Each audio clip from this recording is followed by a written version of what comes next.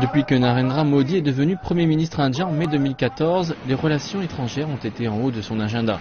La participation de Modi au sommet de l'OCS dans la ville russe de l'Ufa montre l'empressement de l'Inde pour approfondir ses relations avec la Chine et la Russie. L'OCS a été à l'origine conçu comme une organisation pour la sécurité régionale, jouant ainsi un rôle important en Asie centrale, une région qui préoccupe l'Inde.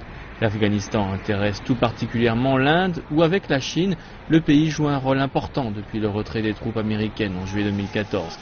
Un expert indique que l'Inde a beaucoup à gagner de l'adhésion permanente à l'OCS. Il y a sans aucun doute plusieurs secteurs de coopération qu'offre l'Organisation de coopération de Shanghai. Mais comme mentionne l'Inde et le Pakistan, on pense au terrorisme. Bien qu'il n'y ait pas de traité d'extradition entre ces pays, l'OCS en fait laisse ouvert la possibilité que les pays puissent coopérer sur cet aspect, mais ces pays en ont aussi besoin car l'OCS fonctionne sur la base d'un consensus. Les intérêts économiques dans la région sont également importants pour que l'Inde exerce de l'influence. L'OCS s'est concentré auparavant sur la sécurité régionale et maintenant elle s'oriente vers la coopération économique. Le partenariat économique croissant de la Chine avec la région en témoigne. L'Inde espère avoir des accords énergétiques avec l'Asie centrale pour satisfaire la demande en énergie de plus en plus grande. Biswajit Dar de l'université Jawaharlal dit que c'est le moment pour l'Inde de rattraper le temps perdu en Asie centrale.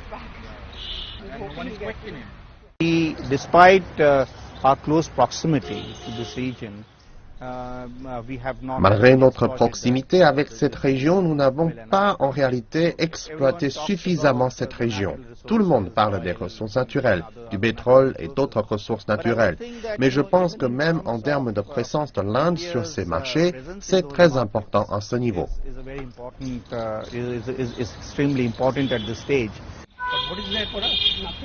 En dépit des avantages, les experts disent qu'il y a également encore des secteurs qui restent préoccupants.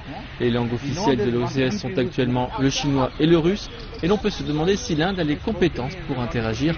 Il y a aussi d'autres préoccupations.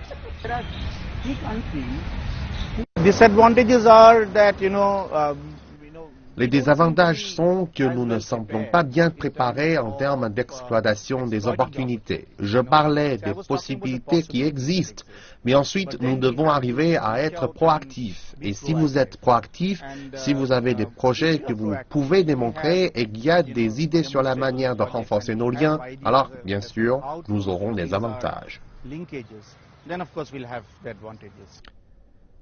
L'OCS est peut-être une organisation multilatérale, mais elle aura également un impact bilatéral sur les relations sino-indiennes. La prochaine étape pour l'Inde pourrait être le plan de développement régional de la Chine, une ceinture et une route qui influencera l'agenda de l'OCS.